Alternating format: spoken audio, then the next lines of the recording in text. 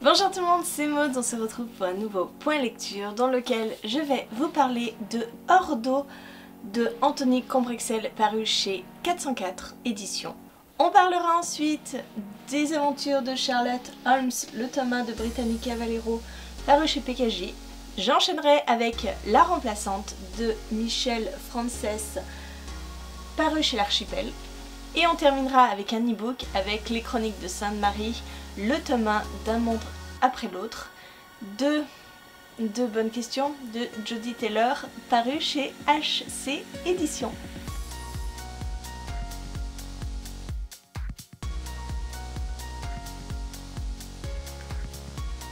Allez, on commence tout de suite avec Ordo, qui est sorti le 10 septembre, si ma mémoire est bonne. Nous sommes dans un roman un peu particulier qui mêle magie, mafia et casse.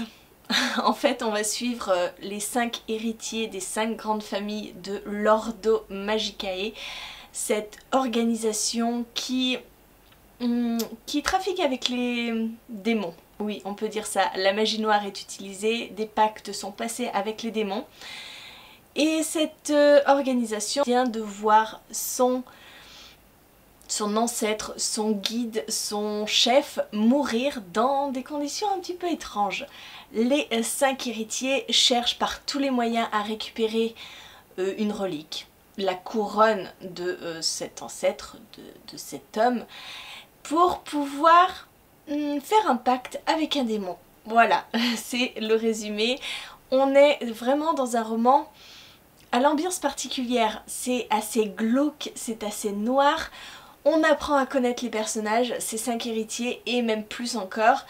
Si vous voulez, quand j'ai commencé ce livre, j'étais un petit peu perdue dans les personnages parce qu'il y en a énormément, on change assez souvent de point de vue, donc on va voir ces 5 héritiers.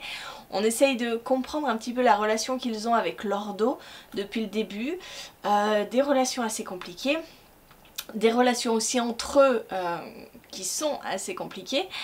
Mais après, au fur et à mesure, voilà, quand on a bien placé tous les personnages, quand on a compris un petit peu ce qui les reliait les uns aux autres, et ben c'était vachement bien. C'était vachement bien, par certains côtés ça m'a fait penser au Dernier Magicien.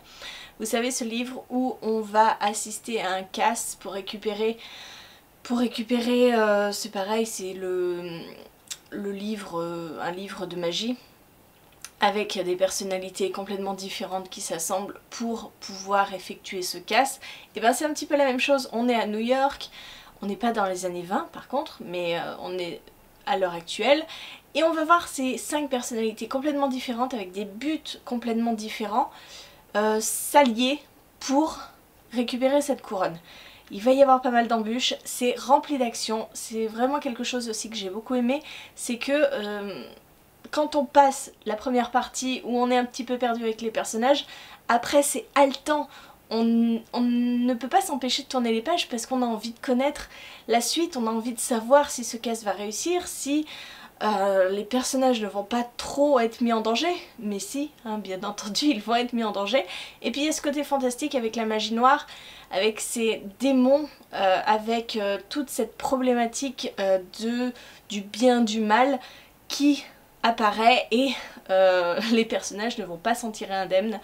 J'ai vraiment beaucoup aimé parce que du coup à chaque moment on peut perdre un personnage et on n'y est pas préparé, mais c'est possible. Mais sincèrement ça a été une excellente lecture, j'aime beaucoup la plume d'Anthony Combrexel et je vous recommande Ordo pour vivre cette expérience de casse avec un petit côté magique, avec un gros côté magique et surtout magie noire, donc démoniaque. Je vous parle à présent des aventures de Sherlock Holmes que j'ai lu en lecture commune avec les filles de Challengez-vous en LC. Ma foi, ça a été compliqué cette lecture parce que j'en ressors assez déçue. On y suit Sherlock Holmes qui est aux États-Unis dans une école. Elle va être rejointe par un Watson, forcément. Ces deux-là ne se sont jamais rencontrés, mais bon, leur illustre ancêtre est tellement connu que on ne peut pas forcément échapper à la référence. Et Watson, Jamie Watson, va rencontrer Charlotte et ils vont être impliqués dans une histoire de meurtre. Un de leurs camarades de classe va mourir, ils vont être suspectés et eux, de leur côté, vont chercher à se dédouaner et à prouver leur innocence. On est dans une enquête à la Sherlock Holmes, c'est ce qu'on veut nous faire croire, mais franchement, j'ai trouvé cette enquête tarabiscotée. J'ai pas été forcément très emballée. Clairement, il y a certains passages où j'avais même l'impression de ne pas comprendre en quoi c'était tellement génial d'avoir pensé à ça. Voilà, on essaye de nous faire mettre dans l'ambiance des Sherlock Holmes et des Dr Watson, mais je trouve que c'est un peu raté dans ce sens-là où c'est bien trop simple. On est dans un roman jeunesse, donc il faut pas non plus des enquêtes trop compliquées. Il y a quand même un grand gouffre et là, voilà, j'ai été déçue. Clairement, on a quand même cette relation entre Sherlock Holmes qui est assez particulier. Hein. Sherlock Holmes, c'est quelqu'un de très froid, de très technicien qui voit tous les détails et qui parle avec froideur d'éléments qui peuvent faire frémir. Et Charlotte, elle est un peu comme ça. Watson, lui, c'est un petit peu l'exalté qui admire tellement Sherlock Holmes. Et ben là, on retrouve ça avec Jamie. Jamie qui admire Charlotte, qui est limite amoureux d'elle en 30 secondes. Voilà, mais je trouve que les personnalités sont trop poussées justement, trop similaires à leurs ancêtres pour être vraiment intéressantes. Bref, vous l'avez compris, c'est une déception pour moi, je ne lirai pas la suite, ça ne m'intéresse pas vraiment et je dois bien avouer que je me suis un petit peu ennuyée quand même dans cette enquête. Et on continue avec La Remplaçante, qui est classée dans la catégorie thriller, alors c'est plutôt un thriller psychologique. On y suit Carrie qui a un job de rêve, qui a plus de 40 ans il me semble, qui est productrice à la télé alors que c'est un monde de loups. Clairement pour faire sa place il faut avoir les dents longues. Elle est productrice, elle va pouvoir produire un énorme show avec son mari qui lui est scénariste, auteur. Et malheureusement c'est à ce moment-là qu'elle se rend compte qu'elle est enceinte et qu'elle va donc avoir un bébé, sauf qu'avec son mari c'était pas du tout prévu, hein. Eux deux c'est leur priorité, c'est leur job. Sauf que Carrie eh bien, se dit c'est maintenant ou jamais, si j'ai pas ce bébé maintenant je n'en aurai pas. Et du coup elle va décider d'avoir ce bébé et malheureusement elle va devoir mettre de côté sa carrière pour élever cet enfant, pour le mettre au monde. Et son mari n'est pas du tout d'accord, hein. Pour lui il ne veut pas d'un bébé, hein. Donc ça va mettre déjà des tensions dans le couple. Et les tensions vont s'exacerber lorsque la chef de Carrie va décider de la remplacer, de prendre une jeune femme de 24 ans qui est très prometteuse, qui ne va pas la remplacer vraiment à son boulot parce qu'elle va pas être productrice, hein, à 24 ans on ne devient pas productrice du jour au lendemain, mais qui va assister les auteurs, qui va les aider dans leur création. Et donc cette remplaçante va travailler assidûment avec le mari de Carrie. Et vous comprenez bien qu'il va en découler une certaine jalousie de la part de Carrie jusqu'à ce que ça gonfle et que ça explose. J'ai beaucoup aimé ce thriller. Alors il y a certains passages qui sont assez lents, où on se dit que l'histoire n'avance pas, qu'on reste bloqué sur cette jalousie qui grandit, Ce qui est bien dans ce roman, c'est qu'on voit les deux côtés de la chose. On voit ce que Carrie pense, voilà, tous ces films qu'elle se fait dans sa tête, et on voit ce que Emma, la remplaçante, pense de son côté, et les buts de chacun. Et ça met en perspective différentes choses. On est, si vous voulez, on est le spectateur de cette histoire, et à plusieurs moments on se dit mais ça va partir en cacahuète, alors que non, que Emma est pleine de bonnes intentions, Carrie a aussi des choses à perdre dans l'histoire, elle se monte la tête, bref on est sans cesse en train de naviguer entre les deux personnes et sans cesse en train de voir les fausses idées que se font toutes ces personnes. Donc c'est hyper intéressant du point de vue psychologique. Ce que je regrette, c'est peut-être cette fin qui me semble un peu brusque, un petit peu trop simple finalement. J'aurais voulu quelque chose de plus torturé, C'est peut-être un petit peu mon côté sadique. J'aurais voulu quelque chose de plus torturé, de plus prise de tête, parce que finalement, je trouve que ça se résout beaucoup trop simplement. C'est un petit peu dommage parce que tout le long on a eu cette tension. Alors oui, la tension augmente jusqu'au point de rupture, mais la fin est trop douce pour ce roman-là.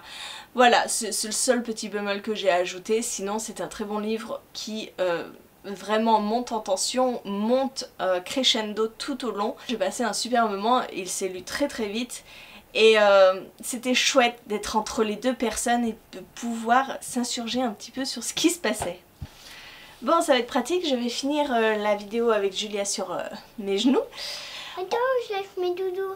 Ouais, lâche tes doudous. Hop, bon. Ah, je glisse. Non, c'est bon. Je Allez. tombe dans l'autre sens, ici. Oui, mais on voit plus. Donc c'est quoi l'intérêt? Ah, Voilà. ouais. Allez.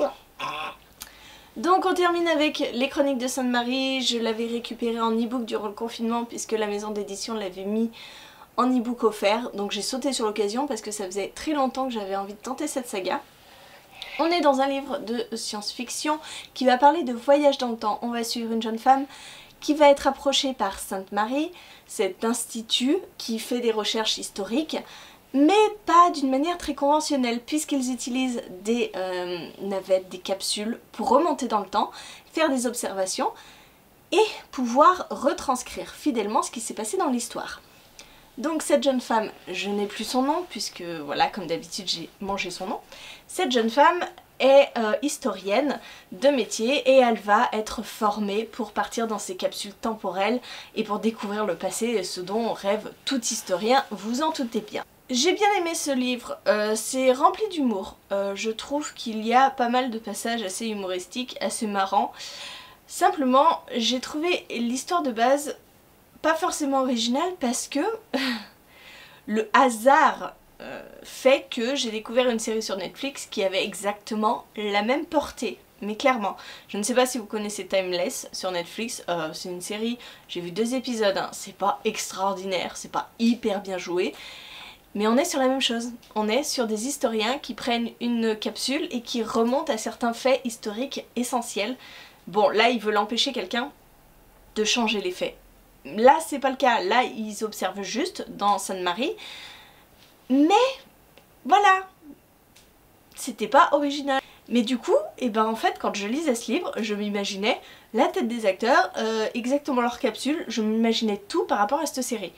Donc c'est ballot hein, parce que je n'aurais pas vu cette série, je pense que j'aurais trouvé l'idée complètement originale, super et tout. Là du coup, bah ça a un peu fait un flop. Heureusement il n'y a pas que ça. Il n'y a pas que cette histoire de voyage temporel, on a bien d'autres choses, ça ne se cantonne pas à ça, on va remonter au temps des dinosaures, on va voir une autre façon d'utiliser capsule temporaire que Sainte-Marie.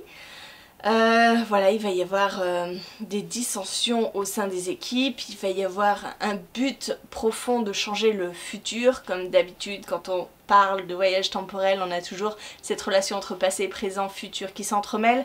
C'est pas toujours facile à comprendre à chaque fois, je l'accorde, mais là c'était bien fait.